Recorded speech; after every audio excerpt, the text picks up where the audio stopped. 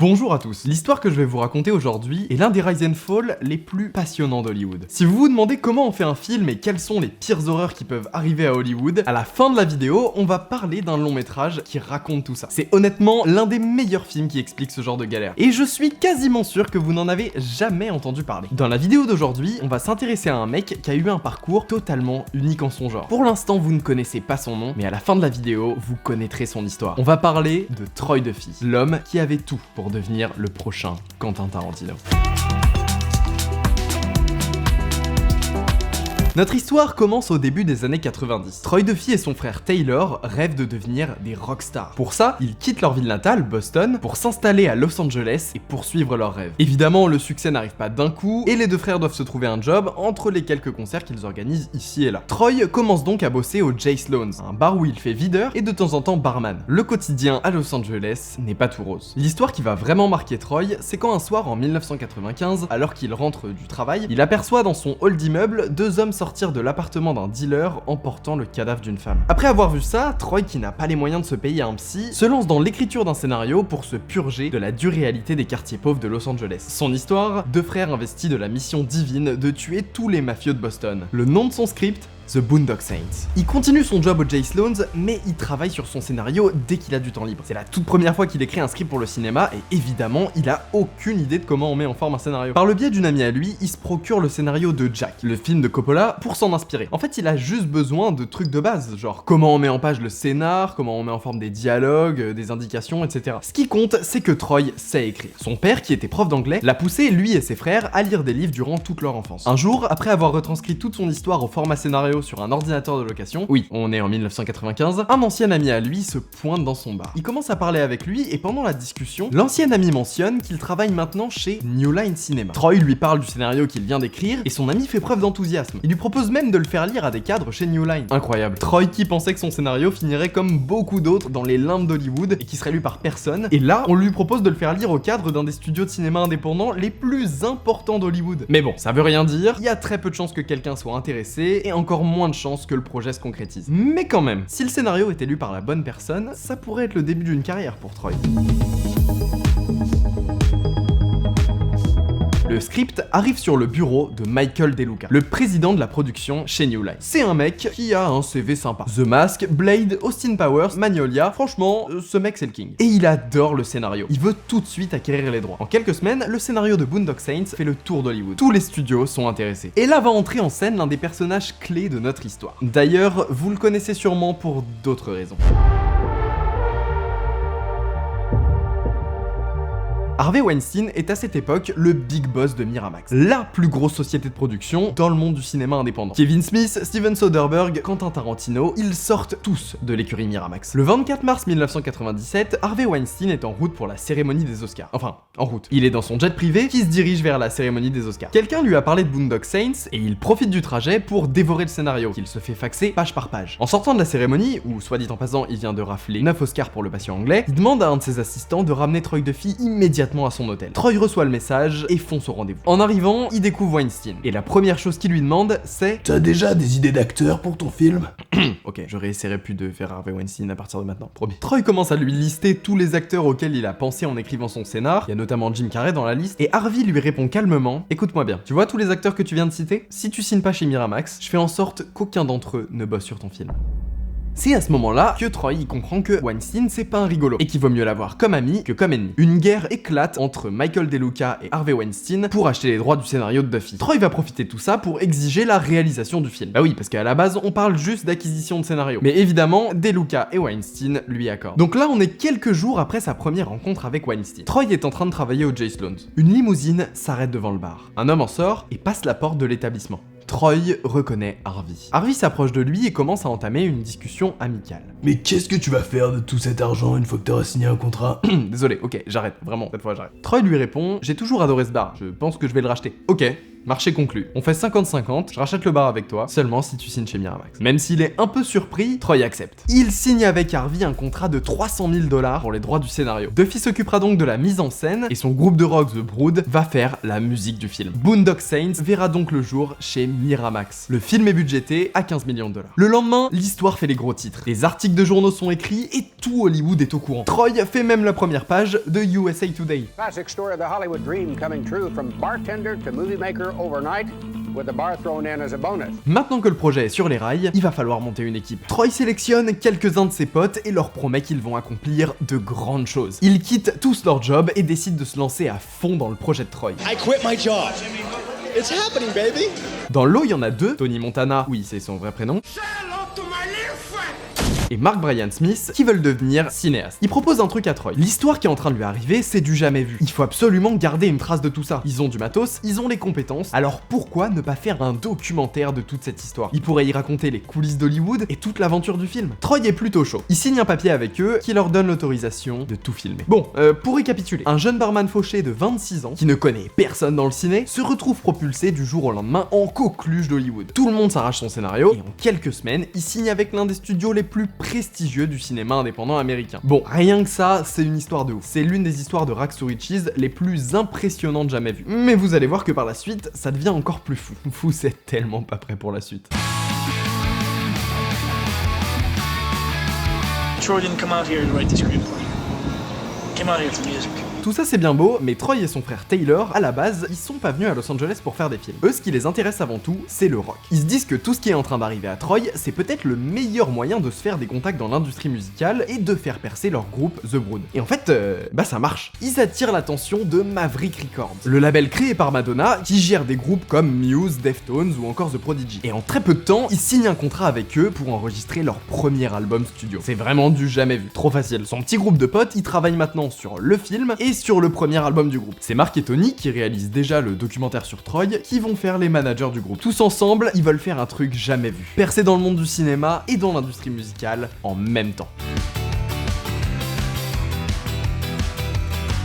La production du film avance. Vu que tout le monde à Hollywood a entendu parler du scénario, il y a pas mal de gens qui commencent à traîner autour de Troy. Troy va rencontrer plein d'acteurs pendant la phase de casting. Et pas des petits acteurs de seconde zone, hein. Je vous parle de Patrick Swayze, Mark Wahlberg, Ewan McGregor, j'en passe et des meilleurs. Il paraît même que Matt Damon et Brad Pitt étaient intéressés par le rôle, mais que Troy ne voulait pas d'eux. Donc, il y a du beau monde qui gravite autour du projet. Et pour cause, c'est là William Morris Agency qui s'occupe du casting de Boondock Saints, l'une des agences de talent les plus prestigieuses d'Hollywood. Mais il y a un hic. Le truc, c'est que Troy n'est pas forcément quelqu'un de très délicat. Kid's going to meet with Ewan McGregor.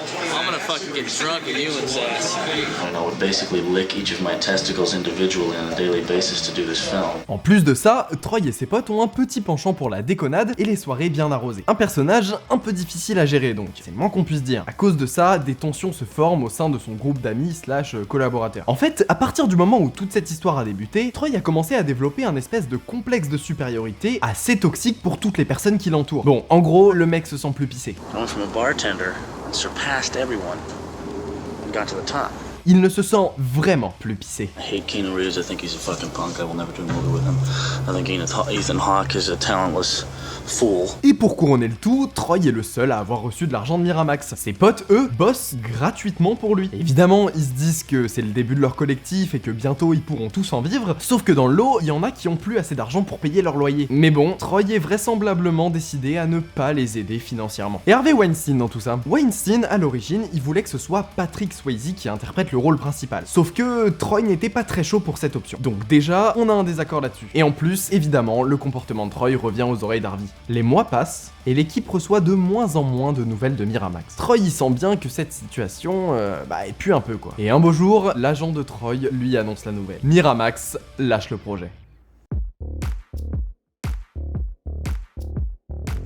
C'est la merde. C'est la bonne grosse merde. Déjà, il est plus du tout question de racheter le bar Jay Sloan's avec Harvey. Ça, c'était simplement de la poudre aux yeux, des paillettes pour faire les gros titres et faire parler du projet. Bon, et le film alors? Qu'est-ce qui s'est vraiment passé? Pour se débarrasser de Boondock Saints, Harvey a entamé un turnaround. Alors c'est quoi un turnaround? À Hollywood, quand un studio décide d'abandonner un projet, il arrive que ce projet soit revendu à un autre studio. C'est ce qui s'est passé en 1981 pour E.T. par exemple. À l'origine, c'était Columbia Pictures qui devait produire le film. Mais Marvin Atonofsky, le big boss du marketing à cette époque, l'époque, ne voyait pas le potentiel commercial du film. Il se disait que le film n'intéresserait que les gamins. Visionnaire le type. Et donc le projet a été revendu à Universal pour $1 million et en échange de 5% des recettes du film. La suite, vous la connaissez, E.T. est un putain de succès et finit par faire gagner à Columbia plus d'argent que n'importe lequel autre de leur film cette année-là. Voilà, en gros un turnaround, c'est le fait qu'un studio revende un projet à un autre studio. Le studio qui vend le film et qui a déjà injecté de l'argent dans le projet, dans la grande majorité des cas, il revend le film pour environ 50% de son investissement. Dans notre cas, Miramax a déjà investi environ $1 million dans Boondock Saints. Donc normalement, ils sont censés le revendre à maximum $500 000. Sauf que Harvey Weinstein, il veut pas faire comme tout le monde. Et il met en vente The Boondock Saints pour 100% de son investissement. Donc environ $1 million. Bon là, clairement, en augmentant les prix de cette manière, Harvey est en train d'essayer de tuer le film. Il sait très bien que ça va être beaucoup plus dur pour Troy de trouver une nouvelle boîte de prod. En plus de toutes ces mauvaises nouvelles, en janvier 98, Troy est mêlé à une bagarre au bar Jay Sloan's. Résultat, Troy a l'interdiction formelle de retravailler ou de remettre les pieds dans le bar. Et les emmerdes ne sont pas finies. Ce qui devait arriver arriva, le deal avec Maverick Records tombe à l'eau. Donc là, ils ont plus de films et plus d'albums. Comment vont-ils se sortir de ce pétrin? C'est à ce moment que Troy commence à vriller sévère. Il se transforme progressivement en tyran. Failure is not an option anymore. Anybody fails, they're gone. Gone. They're fired, they're out of our lives. And it'll be your fault at the end of the fucking day. It'll be your fault that you fucked up this bad. C'est un calvaire pour tous les membres de son équipe. Puisque Harvey a remis en vente The Boondock Saints beaucoup trop cher et qu'il a concrètement blacklisté Troy d'Hollywood, aucun des studios qui initialement étaient prêts à produire le film n'est intéressé par le rachat. His attitude is probably, I made you, I can unmake you. Or, I made you, you don't appreciate it, fuck you. Mais miracle, Franchise Films manifeste son intérêt pour racheter le projet à Miramax. Boondock Saints est de nouveau sur les rails. Le budget de 15 millions chez Miramax est réduit à 10 millions chez Franchise Films. Puis encore réduit à 5,5 millions. Bon, il reste plus qu'un tiers du budget original, mais pas grave. Le film va se faire, et c'est tout ce qui compte. Willem Dafoe est casté dans le rôle de l'agent du FBI, et c'est un tout jeune Norman Reedus qui va camper l'un des rôles principaux. Mais comme à son habitude, Troy va traiter les gens avec qui il travaille d'une manière plutôt horrible. Le 10 août 1998, le tournage commence enfin. Lors du premier jour de tournage, un paquet cadeau mystérieux avec du champagne est livré sur le plateau. C'est un cadeau d'Harvey Weinstein. Troy ne sait pas trop comment le prendre, mais est plutôt agréablement surpris. En fait, des années après, Troy comprendra que c'était simplement une technique d'intimidation propre à Weinstein. Un genre de truc de gangster. Genre, t'inquiète pas, on garde un œil sur toi. Et 1 mois et demi plus tard, le film est bouclé. Ah oui, et il y a du nouveau concernant leur groupe de rock. Tony Montana et Mark Brian Smith, les documentaristes / managers du groupe, se débrouillent pour leur dégoter un contrat chez Atlantic Records. The Broods va enfin pouvoir enregistrer son premier album. Mais Tony et Mark déchantent très vite, parce qu'ils découvrent qu'ils sont pas du tout inclus dans le contrat, et que du coup, ils vont pas toucher un centime du deal avec Atlantic Records. Et en plus, Troy refuse catégoriquement de leur filer quoi que ce soit. Le mec est vraiment détestable. I don't believe you deserve a thing for the work that you've done for this band.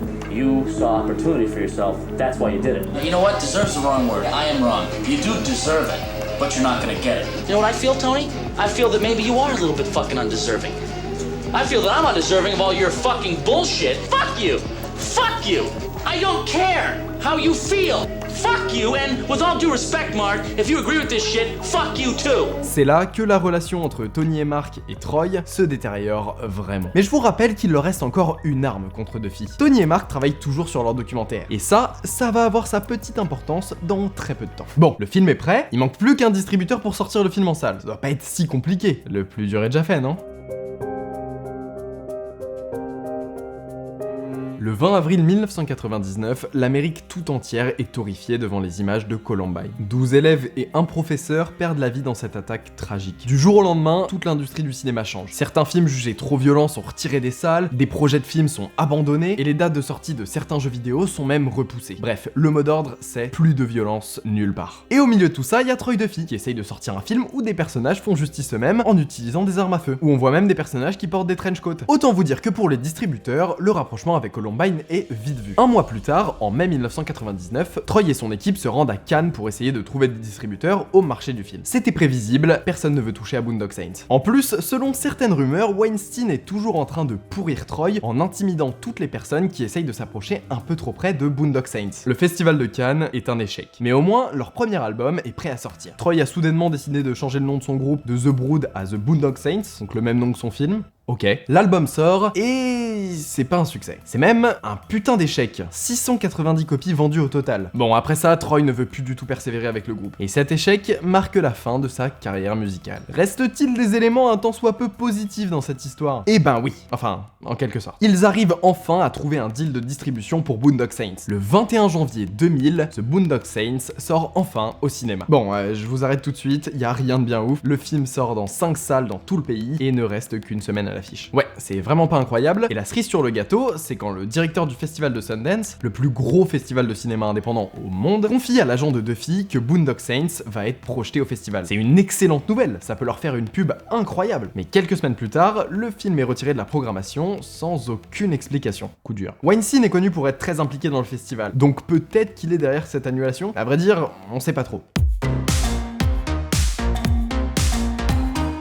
Comme vous l'avez compris, Boondock Saints, c'est un film qui en a chié sévère. Il serait temps qu'on ait une sorte de rédemption à tout ce bordel, non? Je vous rassure, l'histoire ne se termine pas là. Dean Wilson, le directeur financier de chez Blockbuster, entre en scène. Avant toute chose, je vous explique en 30 secondes ce qu'est Blockbuster. Blockbuster est une entreprise de location de vidéos américaine. En France, notre équivalent, c'était Vidéo Future. Il y a 20 ans, Blockbuster, c'était énorme. En 2004, il y avait quasiment 10 000 magasins aux États-Unis. Bon, aujourd'hui, c'est complètement mort, il reste plus qu'un seul magasin dans l'Oregon, si vous passez par là. Et au début des années 2000, ils faisaient un truc chez Blockbuster. Ça leur arrivait de prendre un film qui n'avait pas eu une très bonne distribution en salle, de racheter les droits de distribution en vidéo et de le vendre comme un blockbuster exclusif. Ils mettaient alors le film très en avant dans leur magasin. Au lieu d'avoir 2 copies du film en stock, ce qui se faisait pour tous les autres films, il y en avait 60 ou 120, en fonction de la taille du vidéoclub. Pour revenir à notre histoire, Troy arrange donc une séance de Boondock Saints à ce fameux Dean Wilson. Et Dean adore le film. Il propose donc de le distribuer en tant que blockbuster exclusif. Le deal se fait et en très peu de temps, des VHS et des DVD de Boondock Saints envahissent les magasins Blockbuster. Et en plus, c'est un méga carton. Boondock Saints devient en quelques mois le film blockbuster exclusif le plus rentable qui n'ait jamais existé. Malgré tous les problèmes de production et de distribution, Boondock Saints devient un film culte. Mais, bah oui, il y a toujours un mais, Troy Duffy ne touchera pas le moindre dollar de la réussite de son film. En fait, le contrat qu'il a signé avec Franchise Film, sa boîte de production, n'inclut pas les droits vidéo. Et donc, même si son film est un succès, il ne touche pas d'argent dessus. À ce moment-là, on pourrait se dire que c'est la fin de l'histoire, que d'une certaine manière, tout finit par rentrer dans l'ordre. Mais les emmerdes ne sont pas terminées pour Troy. Au contraire, elles viennent tout juste de commencer. Après 6 ans de production et plus de 400 heures de rush, Tony et Mark ont terminé leur documentaire. En 2004, Overnight, leur film sur toute cette histoire, est projeté à Sundance. Le film est plein d'amertume. C'est pas vraiment la représentation la plus objective de la situation. Mais en même temps, les mecs en ont bavé pendant 4 ans. Évidemment que leur film est un peu à charge contre Duffy. De toute façon, ils les ont pas inventés les rushs où Duffy se comporte comme un enfoiré avec tout le monde. Mais c'est vrai que le montage est fait de telle manière à ce que Troy Duffy passe pour le plus gros enfoiré de la planète. Le film a été finalisé sans que Troy ne soit au courant. Et après la fin du tournage, Troy n'a plus jamais revu Mark et Tony. Le documentaire a complètement détruit la carrière de Troy Duffy, qui était déjà bien amoché. Honnêtement, je vous conseille le film. C'est une vision assez unique de l'intérieur d'une production d'un film qui tourne très mal. En plus de ça, le documentaire capture assez bien cette folie du cinéma indépendant américain des années 90. Le film est un peu décousu et complètement à charge contre Duffy, mais ça vaut quand même le coup d'œil. Pour conclure rapidement, Troy Duffy s'est un peu relevé de tout ça. Après s'être fait complètement dépouiller des droits vidéo et des ventes internationales par Franchise Films, il a intenté une action en justice contre eux où il a gagné. Ce qui fait qu'il a récupéré les droits pour faire une suite à Boondock Saints. Après quelques années, il a finalement réussi à réaliser cette suite. Le film est sorti en 2009 et ça a été un succès plutôt correct. Un 3e volet est dans les cartons depuis une bonne dizaine d'années et selon Troy, le film verra le jour dans les années qui viennent. Boondock Saints est aujourd'hui un film culte aux États-Unis. En France, on en a beaucoup moins entendu parler puisque le film n'est sorti qu'en 2006 chez nous. Une toute petite sortie confidentielle seulement en DVD. Même si le film Boondock Saints est complètement con et très peu intéressant, je trouve que le behind the scene est l'une des histoires les plus passionnantes de l'industrie hollywoodienne. Ce mec avait tout pour faire une carrière splendide dans le monde du cinéma. C'est pour ça que j'adore cette histoire. Cette histoire, elle est frustrante, elle est instructive, et elle en dit long sur le monde du cinéma et sur les gens qui y travaillent. L'histoire d'un mec lambda, propulsé du jour au lendemain dans les hautes sphères d'Hollywood, et qui fait n'importe quoi. J'espère que la vidéo vous a plu. Si c'est le cas, n'hésitez pas à mettre un like ou à le dire en commentaire. La semaine prochaine, il y a une nouvelle vidéo qui sort où je vous raconte une autre histoire dans le même style. Elle sera un peu plus courte cette fois, et je peux vous dire que niveau retournement de situation et trucs improbables, elle est vraiment top celle-là. Et pour être prévenu quand la vidéo sort, il y a qu'un seul moyen, il faut vous abonner et mettre la cloche. Comme ça vous serez prévenu dès qu'elle sortira. C'était Nicolas Delage, je vous laisse là-dessus et on se revoit très vite.